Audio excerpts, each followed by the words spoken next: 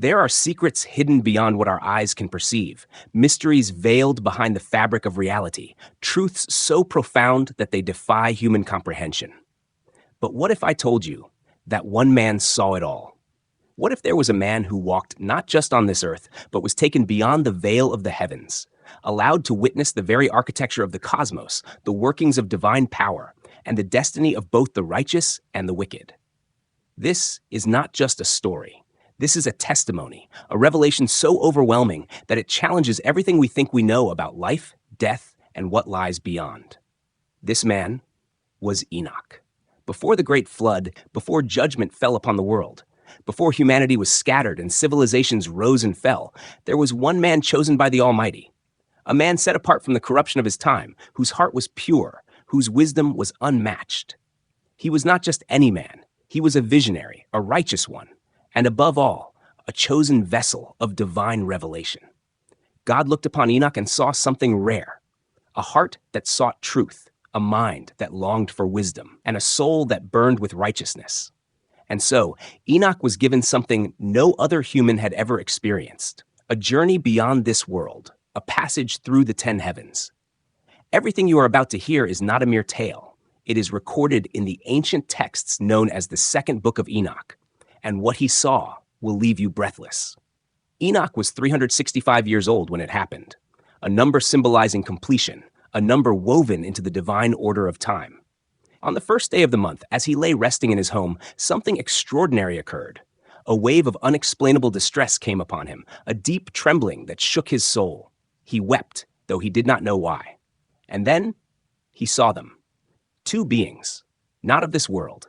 They stood before him, towering, radiant, shining brighter than the midday sun. Their faces blazed with an unearthly fire. Their eyes burned like molten light, and from their lips, flames emerged as they spoke. Their robes shimmered in hues of purple, their wings outshone the brilliance of gold, and their very presence filled the room with an energy Enoch had never known before. He was afraid. He could feel the weight of their presence, the overwhelming sense that he was in the company of something far beyond human. But then, one of them spoke. "Enoch, have courage. Do not fear. The eternal God has sent us to you." His heart pounded, his breath caught in his throat.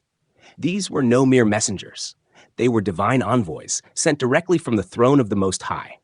And their words were clear. Enoch would not remain on earth. He was being summoned to ascend. He barely had time to process their words before he found himself rising, lifted not by his own power, but by theirs. The world blurred beneath him as they carried him upwards, his home vanishing from sight, the land shrinking, the sky darkening. Then, everything shifted. The air itself seemed to change. It was unlike anything he had ever breathed before. He had entered the first heaven. Before him stretched an endless sea, vast, unmeasurable, shimmering like liquid crystal. But it was not water. It was something else, something otherworldly.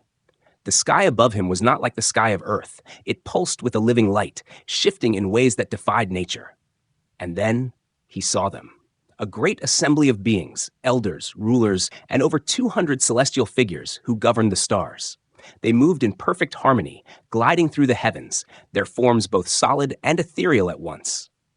These were the keepers of the celestial order, the ones who ensured that the universe functioned according to divine law. And then Enoch looked down. Beneath him, he saw something terrifying. The storehouses of snow and hail, vast chambers filled with the icy reserves of the heavens. The angels who guarded these chambers were unlike any he had ever imagined, great and mighty, their presence exuding a power beyond human comprehension. He realized then that nothing on earth was random.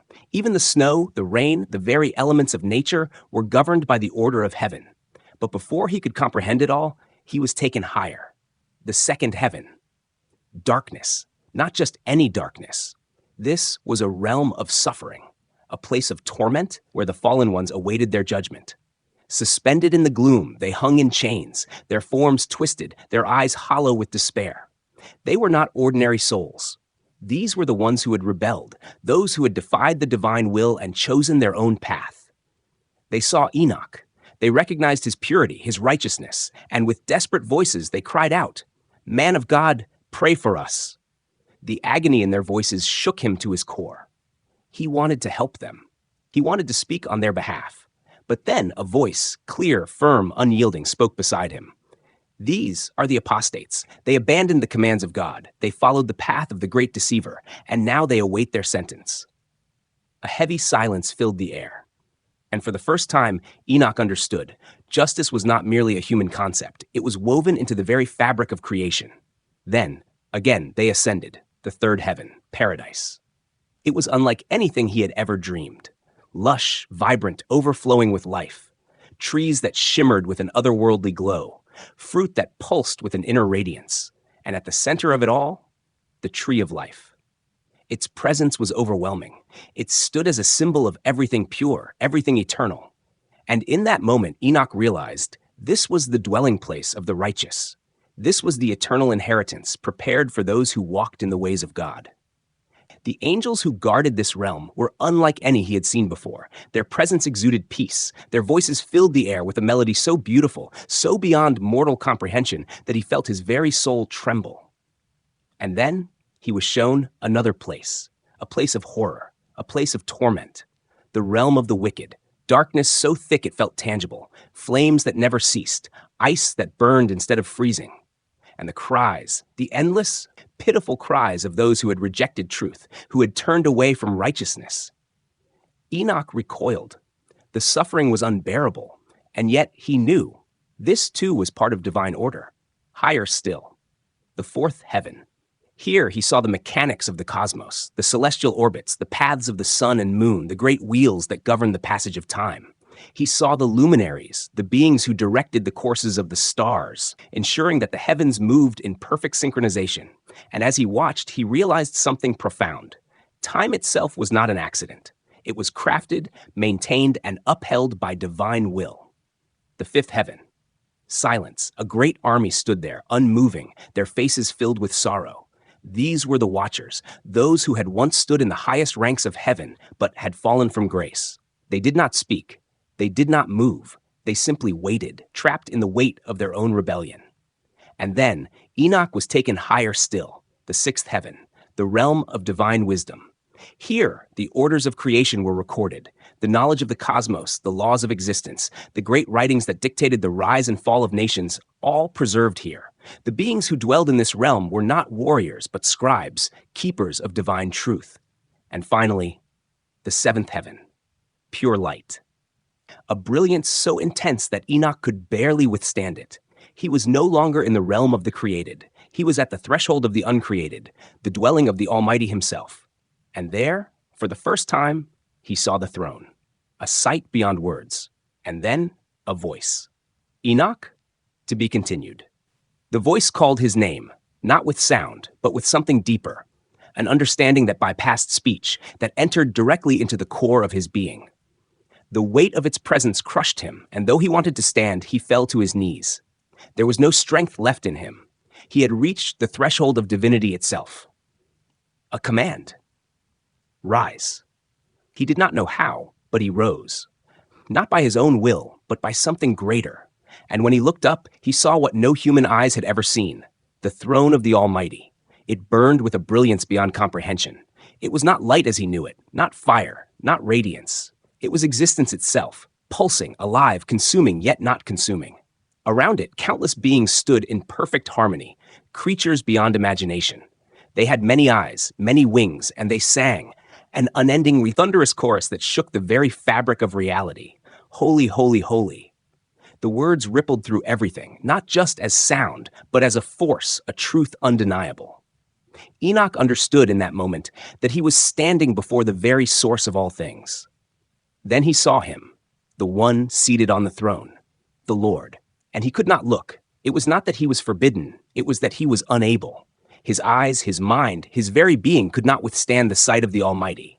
It was too vast, too overwhelming. He was like a candle before the sun, insignificant, powerless. He fell again, and yet the voice spoke once more. Do not fear. A warmth flooded through him. Strength returned to his limbs, his spirit steadied. He was here for a reason. He had been chosen. And so he listened. God spoke of things beyond time. He revealed mysteries that had never been spoken, even to the highest of the angels. Enoch was not merely a visitor. He was a witness, a scribe, the one who would carry the knowledge of heaven back to the earth. Right. The command was absolute. And at once books were brought forth, scrolls, ancient and filled with the divine law. A hand reached out, placing in Enoch's grasp a reed of light, a tool unlike anything he had ever seen. It pulsed with energy, with power, and as he touched it, understanding flooded his mind. He could see, not just words, but meaning itself, unraveling before him. He began to write. The creation of the heavens, the birth of the stars, the laws governing the earth and the firmament, the order of time, the purpose of the elements, the past, the present, the future, woven together in a tapestry beyond human comprehension. He wrote of the righteous, those who walked in obedience, and of their eternal inheritance. He wrote of the wicked, those who had turned away, and of the judgment that awaited them. He recorded the names of the angels, the structure of the celestial hierarchy, the roles of the watchers, the movements of the divine hosts. Nothing was hidden from him. Then God revealed something else, the rebellion. Before the flood, before the corruption of men reached its peak, there was another fall, a rebellion in the heavens themselves. A group of angels, once radiant, once noble, had turned away from their Creator. They had descended to earth, taken human form, and taught forbidden knowledge. They had mingled with the daughters of men, sired offspring, giants, Nephilim, creatures of immense strength and unholy nature. They had led mankind astray. They had introduced sorcery, bloodshed, and unspeakable abominations. And so they were cast down. Enoch saw their prison, a realm of darkness deeper than anything he had ever known, a place where even light could not enter. They were bound, awaiting the final judgment, their cries echoing in the void. Tell them. The words pressed into him like a weight. He was to carry this message back, to warn, to reveal, to bear witness to all that had been shown to him. He understood now. This was not a journey for his sake alone. It was for all of mankind. Then he was taken further, beyond the seventh heaven, the eighth. Here, he saw the forces that govern seasons, the unseen hands that shape the climate of the world. He saw the tides, the shifts in the winds, the balance of drought and rainfall. It was all interconnected, all part of a system so vast that no human mind could grasp it fully. The ninth. Here, the constellations had their dwelling. The great celestial beings who watched over the stars, who guided the lights in the sky according to divine order. He saw the patterns they followed, the harmony of their movement, the purpose behind every alignment. And finally, the 10th. Here, beyond all comprehension, was the true dwelling place of the Almighty. Not just a throne, not just a realm, but something beyond even what he had seen before. Here, time itself had no meaning. Here, reality bent to the will of the Creator. And then, it was time. Return. The command was clear. His mission was complete. The knowledge had been given. The truth had been revealed. And just as suddenly as he had ascended, he was descending. The heavens blurred past him. The realms of light, the prisons of darkness, the watchers, the scribes, the warriors of the Most High. They all faded as he was brought back down. His home appeared beneath him once more. The sky returned to its normal hue. The world was as it had always been. But he was not the same. He had seen, he had known, he had walked where no man had walked before. And now he was back. His sons gathered around him, eyes wide, hearts trembling. They knew something had changed. He was different. His presence radiated something beyond mortal experience. And so, he told them. He spoke of what he had seen, of what he had learned. He warned them of the judgment to come. He urged them to walk in righteousness, to forsake the ways of the wicked. He wrote everything down as commanded. And then, he was taken. Enoch did not die. He did not taste death as other men did. One day, he simply was no more. The Lord took him, and he walked with God forever. But his message remains. The Book of Enoch stands as a testament, a record of a journey beyond comprehension. It speaks of the divine order of creation, of the reality of judgment, of the destiny of those who seek righteousness and those who choose rebellion. And now, the question remains. What will we do with this knowledge? Will we walk in righteousness, preparing our hearts for the eternal kingdom? Or will we turn away, ignoring the heavenly mysteries that have been revealed? The choice is ours. May we seek truth. May we walk in faith. May we prepare for the day when we too will stand before the throne, because one day we all will. What Enoch saw was not just a vision. It was not a dream, not a fleeting glimpse of something beyond. No, this was real. He had stood before the throne of the Almighty. He had witnessed the hidden order of the cosmos, the realms of judgment and glory, the fate of those who walk in righteousness and those who turn away. And now we must ask ourselves, what does this mean for us? Enoch was not just given this revelation for himself. He was not taken beyond the veil of reality merely to satisfy his own curiosity. No, he was chosen to bear witness. He was chosen to carry a message to those who would listen. And that message is now in our hands. Think about this. Before the flood, before humanity fell into deep corruption, before the great destruction wiped the earth clean, there was a warning. Enoch's words were recorded, his visions written down. He spoke of what was to come. He pleaded with the people. He called them back to righteousness. And yet they ignored him. They scoffed, they laughed, they continued in their ways. Until it was too late. The flood came, judgment fell, and only those who had listened, only those who had walked in obedience, were spared. Now consider where we stand today. Look at the world. Look at the corruption, the deception, the moral decay that surrounds us. Look at how truth is twisted, how righteousness is mocked, how people chase after things that cannot satisfy. Are we any different from the generation that ignored Enoch's warnings? Are we repeating the same mistakes? The scriptures tell us that history is not just a collection of past events. It is a pattern. It is a cycle. And what has happened before will happen again. Just as the world was warned before the flood, so too are we being warned now. The question is, are we listening? Enoch's journey through the heavens was not just about knowledge. It was about revealing the reality of existence itself. It was about pulling back the curtain and showing us what lies beyond. It was about making us understand that this life is not the end. There is something more. There is a kingdom beyond what we see. There is a judgment beyond what we understand. There is a throne from which all things are governed. And whether we acknowledge it or not, whether we accept it or not, whether we believe it or not, it is real. Let's go back. Imagine, for a moment, standing where Enoch stood. Imagine being lifted beyond the clouds, carried by the messengers of God, ascending higher and higher, until the earth is nothing more than a distant memory. Imagine breaking through the boundary of the physical realm, stepping into a reality where time itself bends, where light moves with purpose, where voices sing in perfect harmony, where the very air hums with power.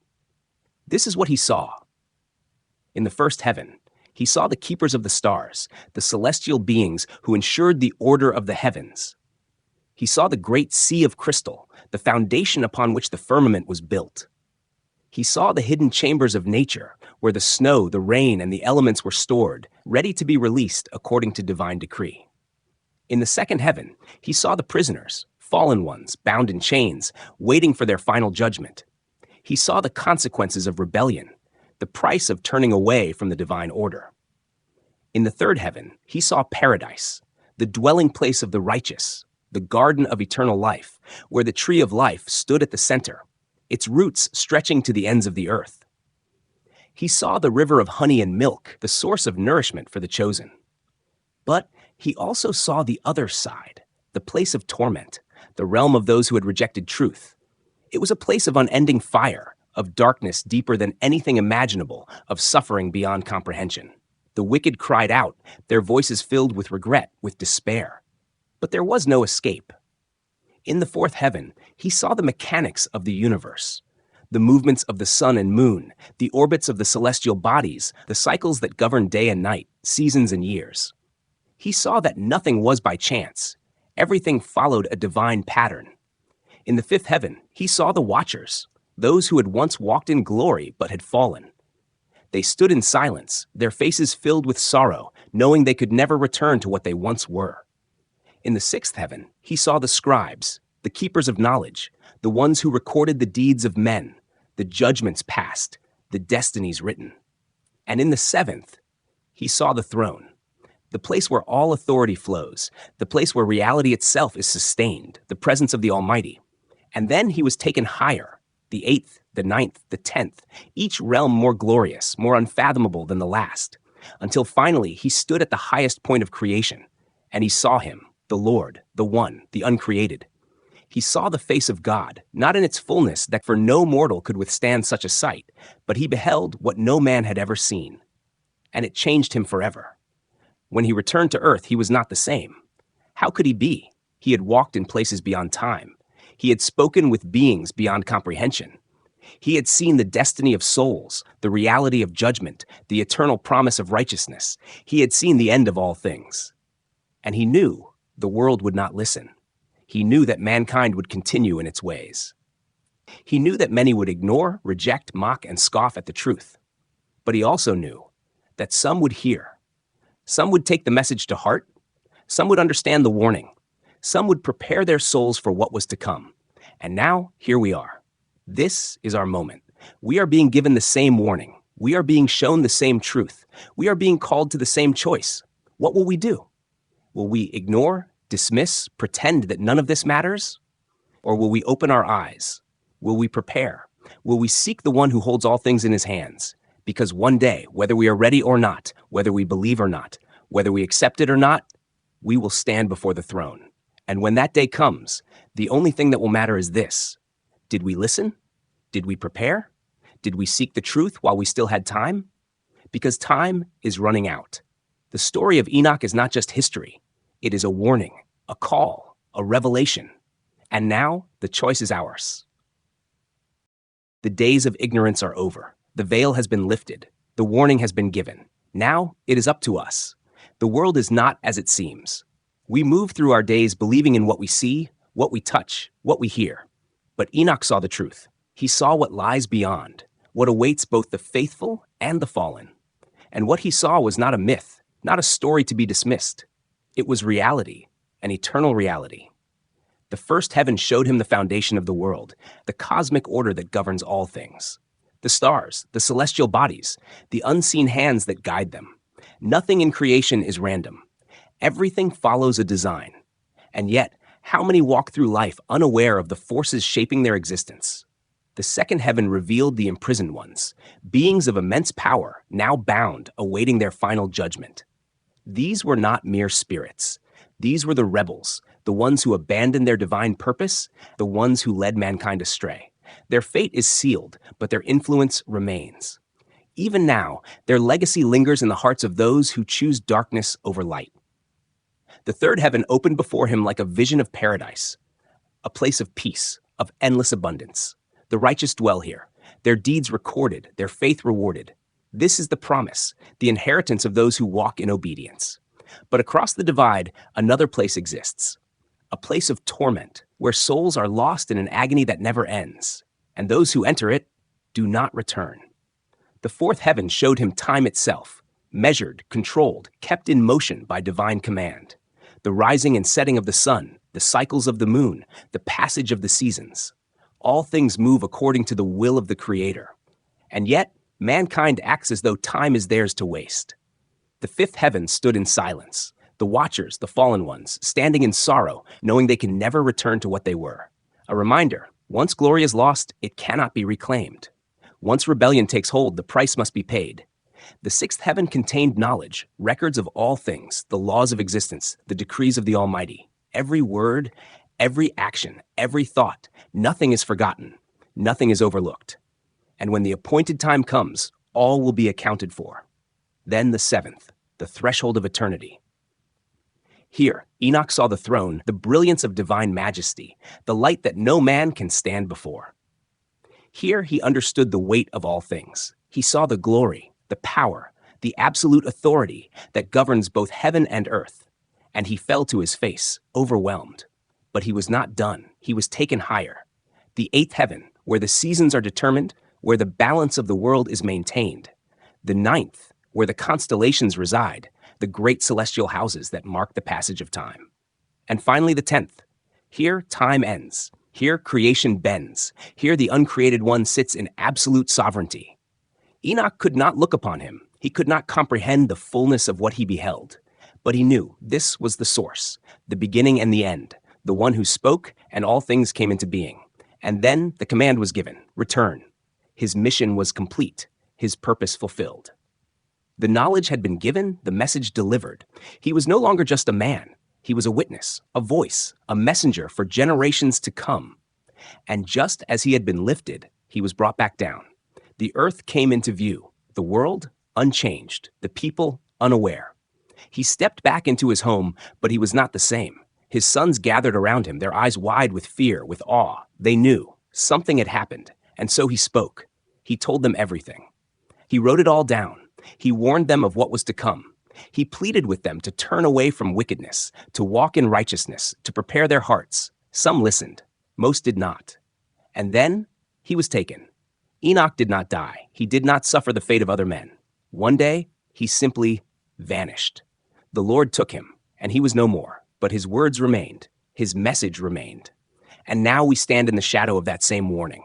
The world continues as it always has. People live, work, chase after their desires. They think they have time. They think judgment is a distant thing, something to be considered later, if at all. But time is running out.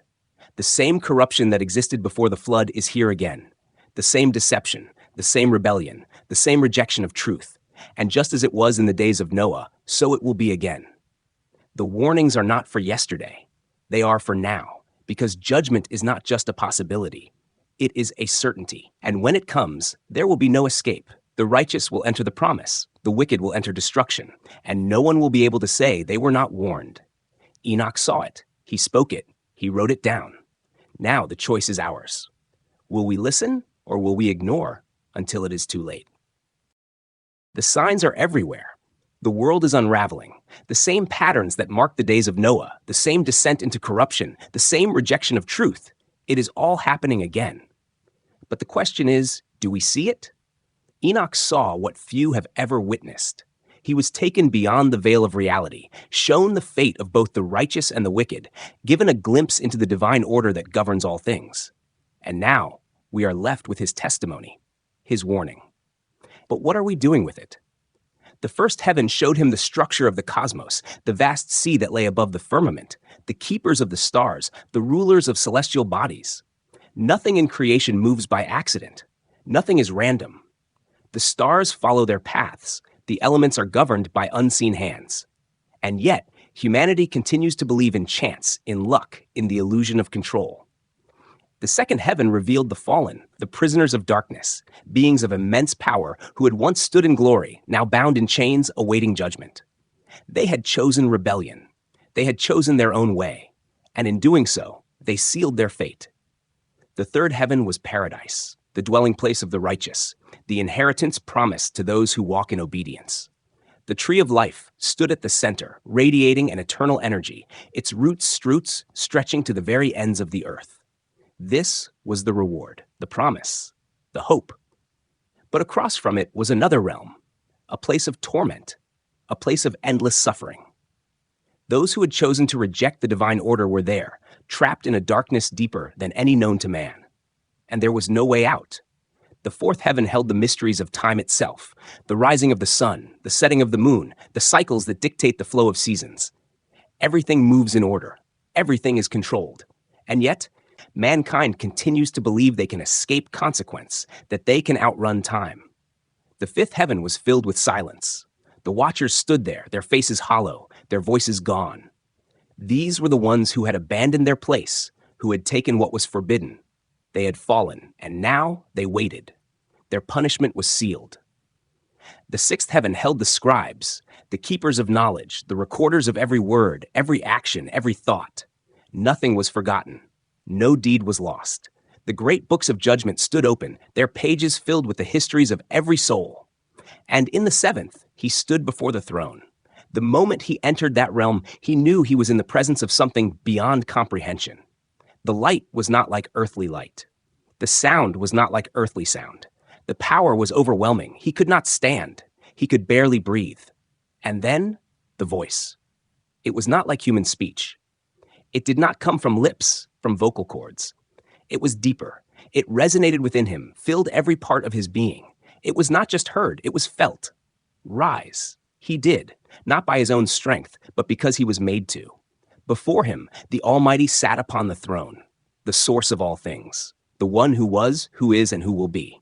And then the command, write. And so he did. He was given knowledge beyond what the mind could comprehend. The order of creation, the laws that governed existence, the structure of the heavens. He saw the past, the present, the future, all laid out as a single moment. He understood the balance of justice, the certainty of judgment, the finality of destiny. He saw the rebellion of the fallen ones. He saw the corruption they had introduced into the world. He saw how they had taken human form, how they had taught forbidden knowledge, how they had led mankind into darkness. And he saw their fate. A prison, deeper than anything in the earthly realm. A place where even light could not penetrate. A place of absolute separation, absolute despair. They had been powerful once. Now, they were nothing.